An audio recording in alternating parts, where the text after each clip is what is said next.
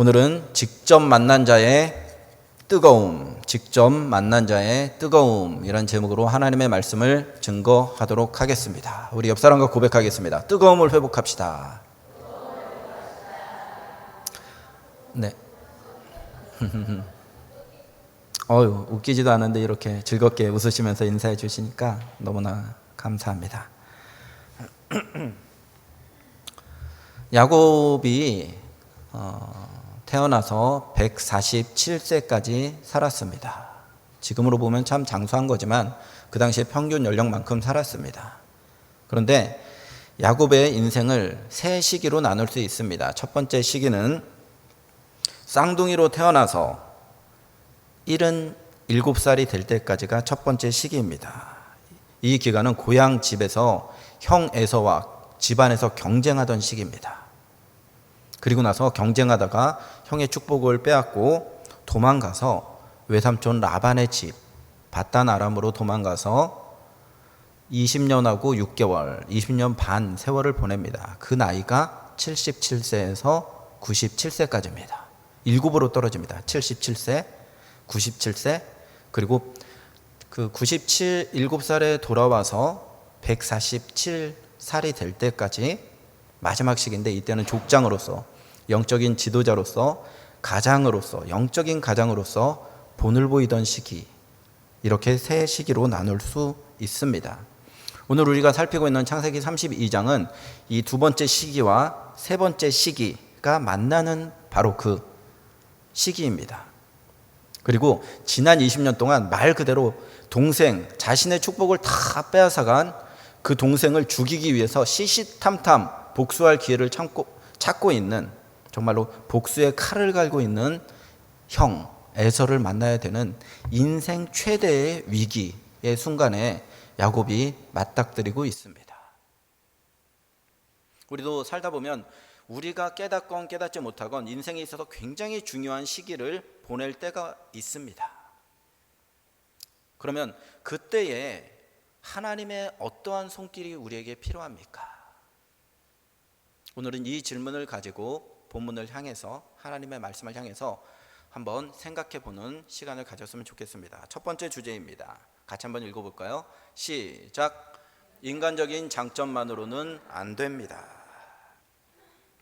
야곱이 얼마나 용이 주도한 사람인지 모릅니다.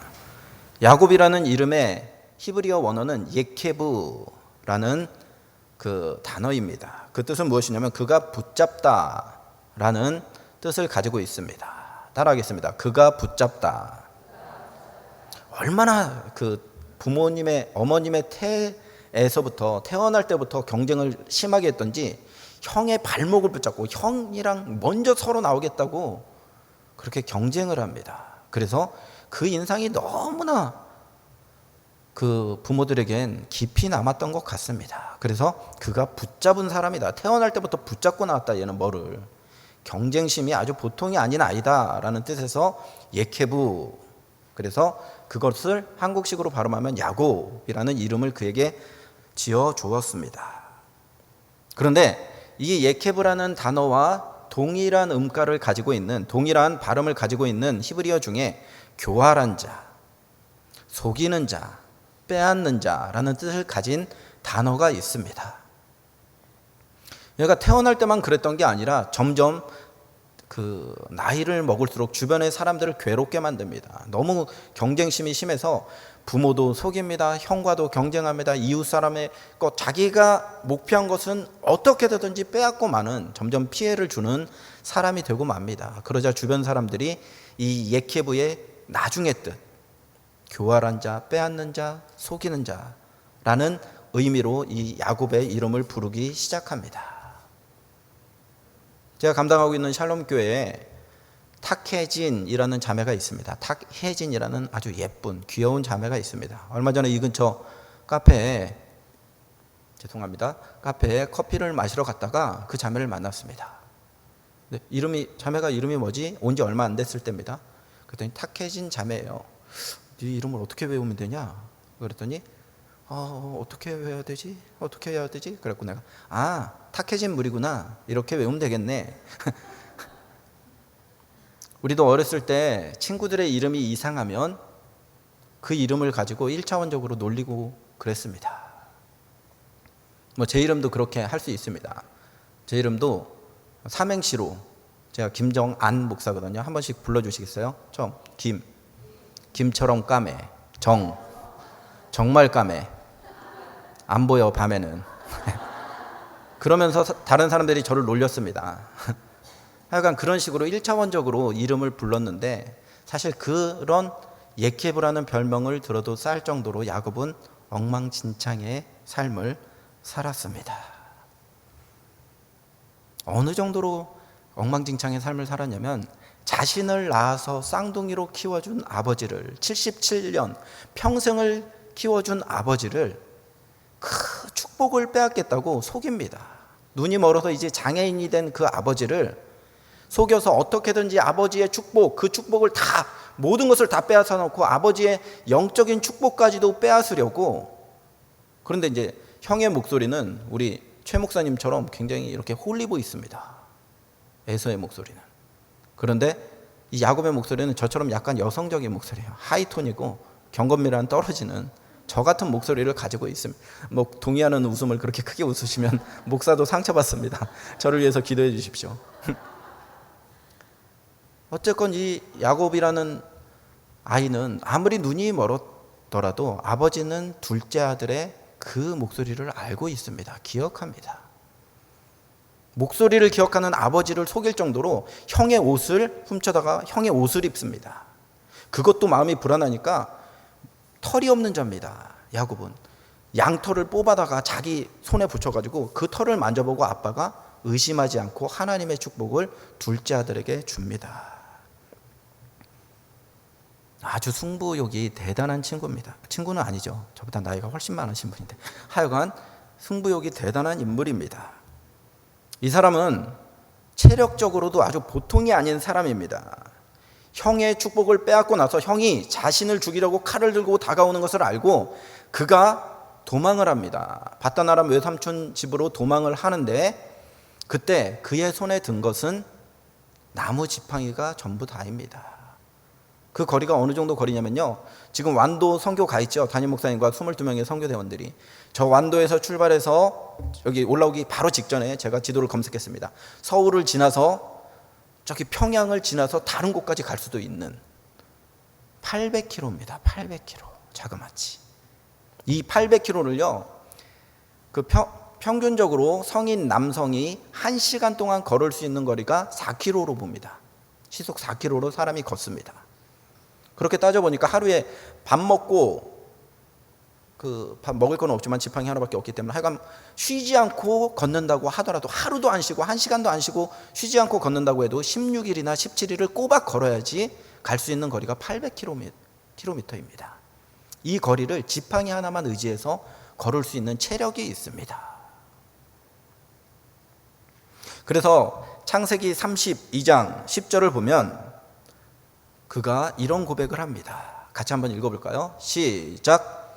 나는 주께서 주의 종에게 베푸신 모든 은총과 모든 진실하심을 조금도 감당할 수 없사오니 내가 내 지팡이만 가지고 이 요단을 건넜더니 지금은 2때나 이루었나이다. 지팡이 하나 들고 800km를 걸어간 겁니다. 뿐만 아니라 그는 정신력도 보통 정신력이 아닙니다. 얼마나 그가 정신적으로 대단한 사람인지 창세기 31장 40절 말씀 같이 한번 읽어봅니다. 시작. 내가 이와 같이 낮에는 더위와 밤에는 추위를 무릅쓰고 눈 붙일 겨를도 없이 지냈나이다. 여러분, 저 일주일에 한 번 철야하는 것도 얼마나 힘든지 모릅니다. 비율로 따져볼 때 야곱, 우리나라 평균 나이를 따져볼 때 야곱이 이때 나이가 제 나이랑 비슷해요. 이제 청년에서 중년으로 넘어가는 그러한 나이입니다. 일주일에 한 번 철야하는 것도 쉽지 않은데, 그가 20년 동안 외삼촌 라반의 양과 소를 치면서, 양을 치면서 짐승을 키우면서 잠을 안 자기를 밥 먹듯 했습니다. 그러면서도 버틸 수 있는 승부근성이 있고 프로 정신이 있고 정신력이 있는 사람입니다. 뿐만 아니라 야곱의 장점 또 있습니다. 그 사람은 자신의 직업에 있어서 프로입니다. 프로페셔널합니다. 전문성이 있습니다. 당시에 야곱이 몇 년도 사람이냐면요, 기원전 2006년 사람입니다. 2006년부터 1859년까지 살았습니다. 지금부터 4000년 전 사람입니다. 그런데 당시에 고대 근동의 목자들 중에 가장 뛰어난 목자들만 사용하는 그 기술을 사용합니다. 성경을 보면 신풍나무, 버드나무, 살구나무, 이것은 지금으로 말하면 포플러나무나 플라타너스 같은 나무입니다. 겉은 갈색입니다. 속은 하얀색입니다. 그 가지를 조금씩 벗겨서 얘네들이 물목으로 왔을 때 가축들이 그 눈앞에다 놓으면 이상하게도 점 있는 것, 아롱진 것을 새끼를 낳는다라는 이 신기술을, 그 당시로선 그 신기술입니다. 그 신기술을 잘 압니다. 임상실험도 끝냈습니다.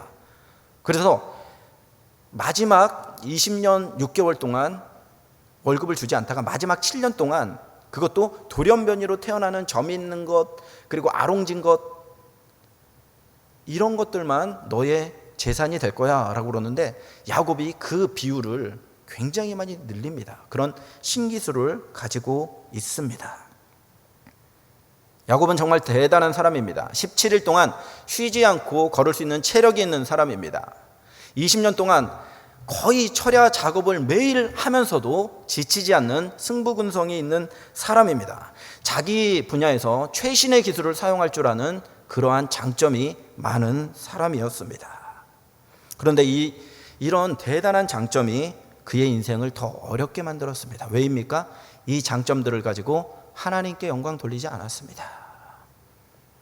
주변의 사람들을 빼앗고, 주변의 사람들을 사기치고, 주변의 사람들을 힘들게 만드는데 자신의 모든 근성과 그리고 자신의 모든 지혜를 사용했습니다. 그러자 이제 주위에 자신을 죽이려고 하는 사람들만 남게 되는 불쌍한 인생이 되고 말았습니다.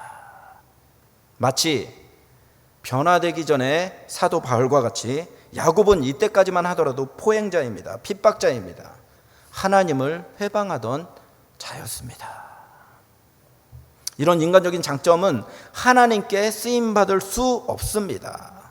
이러한 야곱이 가졌던, 하나님을 만나기 전에 야곱이 가졌던 이러한 장점을 성경에서 뭐라고 합니까? 세상적인 지식, 세상적인 지혜라고 합니다.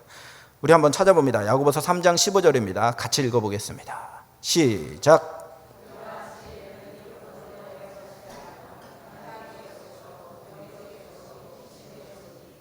네, 감사합니다.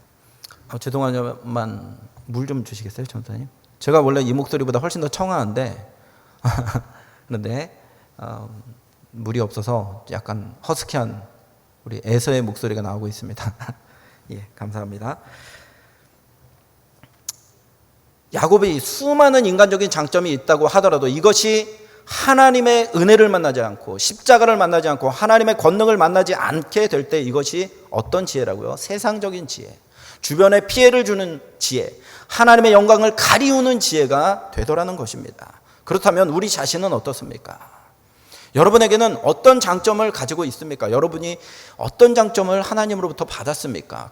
그 장점이 있다면 그 장점으로 지금 어떻게 사용되고 있습니까? 혹시 자기 자신의 유익만을 붙잡고 다른 사람에게 들키지는 않지만 하나님이 너무나 잘하시는, 여러분 자신이 너무나 잘하는 그 욕심을 붙드는데 그 장점을 사용하고 있지는 않습니까? 야복강가에서 주님을 만나기 전에 야곱의 모습과 같이 여러분의 장점이 하나님의 영광을 가리고 있지는 않습니까? 이것을 점검해 봐야 됩니다. 그렇다면 우리가 이런 하나님이 허락하신 인간적인 장점과 은사들이 하나님께 쓰임받기 위해서는 어떠한 과정을 겪어야 됩니까? 그것이 오늘 두 번째 주제입니다. 두 번째 제목 같이 한번 읽어봅니다. 시작. 하늘에서 내리시는 불을 만나야 합니다. 야곱이 이렇게 자신의 장점만을 믿고 97년을 살았습니다. 그냥 대강 살지 않았습니다. 게으르게 살지 않았습니다. 열심히 살았고요, 치열하게 살았습니다. 그런데 그 결과가 무엇입니까? 오늘 우리가 읽은 야곱의 상황을 살펴보십시오. 완전한 위기에 빠져 있습니다. 뒤에는 자기가 떠나온 그 외삼촌 바단 아람 지역에는 기회만 되면 이 자신의 딸과 자신의 재산을 뺏어간 것 같은 야곱을 죽이려고 호시탐탐 노리는 외삼촌 라반이 있습니다. 뒤에는. 지금 자신을 마중 나오고 있는 사람은 누구입니까? 400명의 칼을 찬 군대들, 고대 사회에서 400명이라는 군사는 엄청난 군사력입니다. 그 병력을 이끌고 그냥 20년 동안 있었던 이 억울함, 20년 동안 있었던 이 분노를 채우려고 달려오고 있는 자신의 친형 에서와 그의 군대 400명이 있습니다. 정말 두려운 상황입니다. 평상시에 머리가 팽팽 잘 돌아가는 야곱이지만 너무나 두렵고 답답한 상황입니다. 그래서 성경은 이 상황에 처한 야곱의 심정을 이렇게 기술하고 있습니다. 7절 말씀입니다. 같이 읽습니다. 시작. 답답하여 자기와 함께한 동행자와 양과 소와 낙타를 두 떼로 나누고. NIV 성경에서는 이것을 거대한 두려움과 고민에 빠졌다. In great fear and distress 라고 이야기를 합니다. 거대한 두려움과 그리고 거대한 고민에 빠진 야곱의 모습을 볼 수 있었습니다. 이렇게 상황이 다급한 상황입니다. 그런데 그가 끝까지 인간적인 잔머리를 씁니다. 요즘 경영학에서 그런 말을 합니다. 계란을 한 바구니에 담지 않는다. 이걸 위기 관리론이라고 하거든요. 그래서 분산 투자를 합니다. 금과 석유와 그리고 실물과 뭐 이런 것들에 여러 군데 분산 투자를 합니다. 부자들은 우리처럼 교회 헌금 드리고 그리고 나면 별로 남는 게 없는 사람들 말고요. 굉장히 부자인 사람들은 한 곳에 투자하지 않습니다. 위기 관리하는 겁니다. 그것을 부를 포트폴리오한다라고 이야기를 하는데 부를 포트폴리오합니다. 여러 군데에서 혹시 어디가 망하더라도 다른 데가 올라갈 수 있도록. 그래서 전체적으로 재산이 조금이라도 늘어나게 부자들이 그렇게 관리를 합니다. 그런데요, 4,000년 전에 살았던 야곱이, 감사합니다. 4,000년 전에 살았던 야곱이 이 포트폴리오를 합니다. 지금 야곱이 자신의 식구들과 부인이 4명에다가 아들이 11명이 있습니다. 그리고 앞에는 20년 전에 자신에게 하나님의 축복을 빼앗긴 에서가 달려오고 있습니다. 그리고 가축들이 총 800마리가 있습니다. 그런데 이 800마리를 가족들과 함께 두 떼로 나눕니다. 그리고 자기는 맨 뒤에 서 있습니다. 위기 관리를 하는 거예요. 그리고 한 떼씩 형에게 보냅니다. 그리고 이 자신이 준비한 선물을 자신의 형이 받고 마음이 혹시 누그러지면 짜잔 그러고 자기가 나타나서 형님 저 왔어요. 부자가 돼서 왔어요. 제가 번 돈 중에 70% 이상을 형님께 드릴 거예요. 다 용서해 주십시오. 라고 짜잔 부의하고 나타날 계획을 아주 확실한 계획을 짭니다. 그리고 혹시나 형이 가축을 치면 사람들은 도망가고 자신도 도망가려고 미리 떼를 보내는 겁니다. 떼를. 철저하게 계획을 짜죠. 이렇게 자신이 할 수 있는 최고의 계획을 짜서 최선을 다해서 계획을 짰는데 그 10년 가운데 마음에 평안함이 없습니다. 여전히 거대한 두려움이 있습니다. 여전히 거대한 위협을 자신이 받고 있습니다. 형을 위한 엄청난 선물을 준비했습니다. 지난 20년 동안 정말 피땀을 흘려서 모았던 그 재산을 대부분을 형의 선물로 준비했습니다. 여러분 생각해 보십시오. 20년 만에 형님, 친형을 만납니다. 쌍둥이 형을 만납니다. 그런데 이 엄청난 양의 선물을 준비해야만 하는, 아니 어떻게 보면 자신의 생명을 위해서 엄청난 재산을 바쳐야지만 자신의 생명을 그나마 유지할 수 있는 그 인생이 행복한 인생입니까? 불행한 인생입니까? 너무나 불행한 인생이죠. 너무나 불행한 인생입니다. 580마리의 가축을 형에게 뇌물로 준비했는데 그는 여전히 평안하지가 않습니다. 왜냐면요, 평안은 우리가 철저하게 준비함으로 얻을 수 있는 그 무엇이 아니기 때문입니다. 진짜 평안은 하늘로부터 하나님께서 우리에게 내려주셔야지만 누릴 수 있는 것이 평안입니다. 요한복음 14장 27절, 그래서 예수님이 평안에 대해서 이렇게 우리에게 설명하십니다. 같이 읽어봅니다. 시작. 평안을 너희에게 끼치노니 곧 나의 평안을 너희에게 주노라. 내가 너희에게 주는 것은 세상이 주는 것과 같지 아니하니라. 너희는 마음에 근심하지도 말고 두려워하지도 말라. 진짜 평안은 오직 예수님만 주실 수 있습니다. 야곱이 인간적으로 준비할 수 있는 모든 것 다 준비했지만 진짜 평안이 그 심령 가운데 찾아오지 않습니다. 그러자 그때가 돼서야 야곱이 드디어 강가에서 하나님 앞에 바짝 엎드립니다. 하나님, 나는 인간적인 노력을 다 하면 형에게 용서받을 줄 알았습니다. 인간적인 노력을 다 하면 후회가 없을 줄 알았습니다. 열심히 살면은, 최선을 다해서 살면은 내 인생이 성공한 인생, 행복한 인생이 될 줄 알았습니다. 그런데 아니군요. 내 노력으로 하늘의 평안이 임할 수 있는 것이 아니라 하나님이 허락해 주셔야지만 내가 평안할 수 있군요. 이 사실을 깨달은 겁니다. 그래서 하나님 앞에 엎드립니다. 그래서 강가에 홀로 남은 자기의 식구들도 다 보냈어요. 4명의 아내와 11명의 자녀들과 그리고 800마리 되는 그 가축들도 다 보내고 이제 자기가 강을 건너야 되는데 강을 건널 수가 없는 겁니다. 너무나 불안하고 평안이 없어서 그때 하나님 앞에 엎드려서 기도하는데 하나님께서 그를 찾아와 주십니다. 한 천사를 보내서 찾아와 주십니다. 그래서 씨름을 합니다. 씨름이라는 단어가 예백이라는 단어입니다. 예배가 아니고요. 예백이라는 단어입니다. 이 예백이라는 단어는 먼지, 씨름하다 보면 먼지가 나잖아요. 그래서 먼지라는 단어와 같은 어원을 가지고 있습니다. 그런데요, 이스라엘의 씨름은 우리나라 씨름과 다릅니다.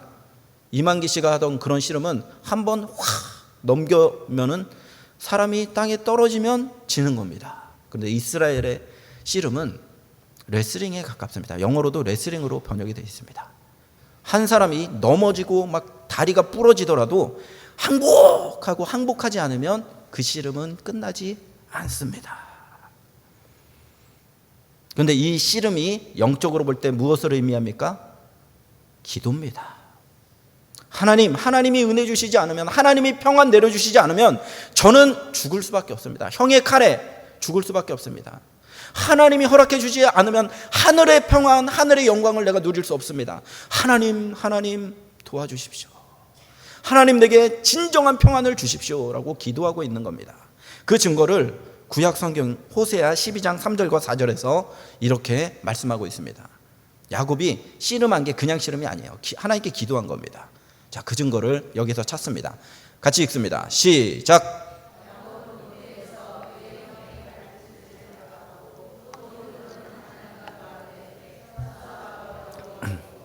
울며 그에게 간구하였으며 베델에서 그를 만나셨고 거기서 우리에게 말씀하셨나니 천사와 겨루어 이기고 울며 그에게 뭐 했다고요? 간구하였다, 기도하였습니다. 이 씨름은 그래서 바로 기도입니다. 그런데 오늘 야곱을 만나서 야복강가에서 야곱과 씨름하고 있는 천사의 존재가 좀 이상합니다. 여러분, 천사는 하나님께서 기도를 받는 존재로 우리에게 허락하시지 않았습니다. 히브리서 1장 14절을 보면 천사가 어떤 존재입니까? 같이 읽습니다. 시작. 모든 천사들은 섬기는 영으로서 구원받은 상속자들을 위하여 섬기라고 보내심이 아니냐. 천사도 우리와 같은 피조물입니다. 우리보다 능력이 더 있지만 우리와 같은 피조물입니다. 그래서 우리의 기도를 감히 받지 못합니다. 우리의 기도는 하늘에 계신 성부, 성자, 성령 하나님이 받으십니다. 그런데 이 천사가 좀 이상해요. 기도를 받아요. 거기에 멈추는 게 아니라 야곱을 축복합니다. 야곱에게 진짜 평안을 그에게 줍니다. 그래서 많은 주석가들이 여기서 내려와서 그의 기도를 듣고 그를 축복하고 그를 죽을 위험에서 구원낸 이 천사를 구약에 나타나신 예수님으로 해석을 합니다.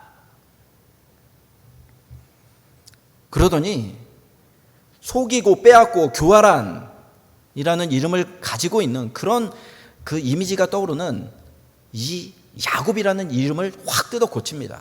그리고 너는 하나님과 싸워서 이긴, 하나님과 씨름해서 끝까지 포기하지 않고 하나님의 은혜를 쟁취하고야만 너는 이스라엘이야. 하나님과 겨루어 이긴, 이제 너 이 누추한 이름 야곱이라는 이름 던져버려. 그리고 너는 지금부터 이스라엘이야 라는 축복을 받게 됩니다. 이렇게 기도하는 과정, 씨름하는 과정에서 허벅지 관절, 옛날 성경에는 환도뼈라고 그랬죠. 이 고관절을 내리치십니다. 그로 인해서 성경은 야곱이 평생 그 이후로 다리를 절었더라 라고 이야기를 하고 있습니다. 제대로 걷지를 못했습니다. 이곳을 내리치셨다라는 것은 굉장히 깊은 영적인 의미가 있습니다. 어떤 의미냐면 이제 너 능력 의지하지 마라. 내 처세술을 의지하지 말라라는 겁니다. 800kg를 그냥 지팡이 하나만 가지고 걸을 수 있는 그 튼튼한 다리, 그거 의지하지 말라는 겁니다. 인간적인 장점만 의지하다가 망하는 인생, 죽을 위기에 빠지는 그러한 인생이 되지 말라는 뜻입니다. 이제 걸을 때마다 그 교훈, 그래 쩔뚝쩔뚝 걸고 비 오면 욱신욱신 쑤시지 않겠습니까? 전능의 하나님이 직접 내리치셨으니까 얼마나 아프겠습니까? 걸을 때마다 평생 장애를 가지고 있습니다. 그런데 걸을 때마다 내 인생은, 내 자녀들의 인생은 내 힘으로, 내 능력으로, 내 인간적인 장점으로 살아가는 게 아니야. 하나님이 은혜를 주셔야지만 내가 한 걸음 한 걸음 걸을 수 있어 라는 그 교훈을 매 순간마다 걸을 때마다 이제 느끼게 됩니다. 여러분, 우리도 마찬가지입니다. 하나님이 허락하신 그 어떤 인간적인 재능만을 의지하면 큰일 납니다. 이 인간적인 모든 장점 위에 하나님의 성령의 기름 부음이 있어야 됩니다. 하나님의 성령의 만나주심이 있어야 됩니다. 그럴 때 그 장점이 하나님께도 장점이 됩니다. 하나님께도 영광이 됩니다. 다른 사람에게도 유익이 될 수 있습니다. 그래서 우리는 영적으로 볼 때 직화구이가 되어야 됩니다. 하나님의 성령을 직접적으로 만나는 그 영광을 누릴 줄 알아야 됩니다. 이게 없다면 하나님 앞에 쓰임받을 수 없는 누추한 지식이 되고 맙니다. 그래서 잠언 3장 5절에서 우리에게 이것을 명합니다. 같이 읽습니다. 시작. 너는 마음을 다하여 여호와를 신뢰하고 내 명철을 의지하지 말라. 이제 다윗은 쩔뚝거리면서 걸을 때마다 이 교훈을 그 심장에 새겼습니다. 저는 이때 야곱의 심정이 엠마오 도상에 예수님을 만나서 그 심령이 뜨거워졌던 그 제자들의 심령과 이 야곱의 심령이 똑같았다고 생각합니다. 한번 찾아서 읽어봅니다. 누가복음 24장 32절 말씀입니다. 시작. 길에서 우리에게 말씀하시고 우리에게 성경을 풀어주실 때에 우리 속에서 마음이 뜨겁지 아니하더냐 하고, 밤새 주님께 기도하고 구약에 나타나신 예수님을 만났던, 그리고 그의 축복을 받았던 야곱이 심령이 뜨거워졌을 겁니다. 예수님을 만났던 모든 사람들이 이 뜨거움을 맛보았습니다. 바로 하나님의 불에 자기 자신의 본질이, 자기 자신의 가장 깊은 영혼이 불에 데인 겁니다. 잠언 17장 3절에서 우리에게 말씀하십니다. 시작. 도가니는 은을, 풀무는 금을 연단하거니와 여호와는 마음을 연단하시느니라. 하나님의 성령께서 지금 이 자리에 우리 심령 가운데 임하셔서 우리의 심령을 불로 태우시기를 원합니다. 우리의 심령을 연단하시기를 바랍니다. 그래서 하나님 앞에 쓰임받는 그 뜨거움이 다시 한번 회복되기를 예수 그리스도의 이름으로 축원합니다. 예수님께서 야곱의 마음에 불을 심겨준 사건이 바로 야복강가의 사건입니다. 우리가 꼭 회복해야 될 축복도 이 뜨거움입니다. 말씀의 결론을 맺겠습니다. 제가 여기 다산공원 옆에 보니까 치킨집이 있더라고요. 저 닭을 사랑합니다. 뭐 키우는 걸 사랑하는 게 아니라 닭 좋아해요. 닭이긴 미안하지만 진짜 너무 사랑해요. 근데 여기 이름이 구워스 치킨이에요. 무슨 뜻인지 알겠죠? 그냥 기름에 튀기지 않고 구워스. 그래서 원전도사님들 저만큼 닭을 사랑하거든요. 그래서 저희가 지나다니면서 저 닭집 가자, 저 닭집 가자. 뭐 프라닭도 있더라고요. 프라닭 이 근처에. 그래서 너무 행복해요. 저는 여기 근처에 맛있는 닭집이 많아서. 근데 제가 굉장히 싼데도 너무 맛있었던 닭의 추억이 있습니다. 국민대 옆에 보면 그 트럭에서 한 마리에 6,000원, 두 마리에는 10,000원에 파는 그 닭이 있습니다. 근데 한번 이렇게 지나가다가 내가 사랑하는 닭이 노릇노릇 너무 잘 익고 있어요. 그래서 그냥 지나갈 수 없습니다. 이건 괜히 닭에게 범죄하는 것 같아요. 그래서 제가 사서 먹은 적이 있습니다. 그런데 웬만한 프랜차이즈 치킨보다 너무 맛있습니다. 그래서 물어봤죠. 사장님 왜 이렇게 맛있어요? 어제 사다 먹었는데 진짜 맛있대요. 왜 이렇게 맛있어요? 그러니까 이건 기름이 쭉 빠지지 않소. 직화구이 아니요, 직화구이. 여러분, 제가 독일 여행을 한 6개월 정도 했습니다. 독일에 갔더니 휘슬러라는 밥통이 굉장히 유명하더라고요. 한국보다 좀 싸더라고요. 벌써 휘슬러 얘기만 나와도 눈이 번쩍 뜨는 주부들 계시죠? 휘슬러 보온밥통이 아니죠. 압력밥솥. 거기다 고구마를 구워도 맛있고요. 삼계탕을 해도 맛있고 밥을 해도 얼마나 맛있는지 모릅니다. 그런데요, 아무리 휘슬러가 맛있고 뭐 VMF인가 하여간 그게 좋다고 하지만 시골에서 가마솥 걸어놓고 할머니가 군부를 떼서 만들어 주시던 그 누룽지가 밑에 이렇게 깔려있는, 배고프시죠? 예배 빨리 끝내드릴게요. 집에 가서 밥 드세요. 하여간 그 밥맛을 따라올 수 있습니까? 못 따라와요. 왜 그럼 시골의 가마솥에 밥이 맛있을까요? 직접 불에 닿은 맛이 있기 때문입니다. 야곱의 인생이 그랬어요. 성령님의 불에 데이기 전에, 야복강가에서 예수님을 만나기 전에 그의 인생은 비린내가 풀풀 나는 그러한 인생이었습니다. 그런데요, 끝까지 포기하지 않고 그 기도에 씨름을 한 야곱, 그를 만나 주신 예수님의 축복하심을 너 이제 야곱이라고 부르지 마. 사람들은 다 너를 야곱이라고 불러도 난 너 이스라엘이라고 부를게. 뜨겁게 그를 만나 주실 때 이제 그가 시골 장작불, 그래서 나는 그 구수한 인생의 맛을 내는 그러한 영광스러운 인생이 되었다라는 겁니다.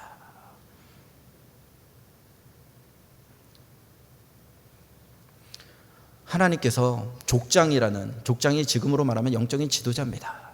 족장이라는 직분을 97살에 97세에 그에게 맡기셨는데, 그 이전에 그 귀한 직분을 40년 동안 맡기시기 이전에 무슨 일을 하셨습니까? 뜨거움으로 만나주셨습니다. 그래서 성도에게는 이 뜨거움이 필요합니다. 필수적으로 필요합니다. 하나님의 영광을 만나는 이 뜨거움이 있을 때 하나님께서 우리에게 직분 주십니다. 영혼들 부어주십니다. 이 자리에 영혼들로 가득 찬 것도 중요하지만 먼저 야곱이 야복강가에서 만났던 그 하나님과의 만남을 간절히 사모하는 성령의 불로 뜨거워진 사람들이 이 자리에 채워지게 될 때 세상 사람들은 그 가마솥 밥맛을 그리워해서 이 자리에 모여들게 됩니다. 그것을 좀 어려운 말로 원심력적인 전도. 저기 가면 진짜 뜨거운 성령의 사람이 있어. 예수마을교회 가면 진짜 성령의 불에 데인 사람들이 있더라. 거기 가보자. 우리가 나가서 전도도 해야 되지만 그렇게 사람들의 소문 듣고 이 자리에 찾아오는, 그래서 여기층뿐만 아니라 제가 위에도 보고, 위에 보면 원전 선생님밖에 없어요. 방송실 위에도 보고 같이 설교하는 그 영광스러운 날이 속히 이 땅 가운데 임하기를 예수 그리스도의 이름으로 축원합니다. 다 같이 일어나서 찬양 드리겠습니다.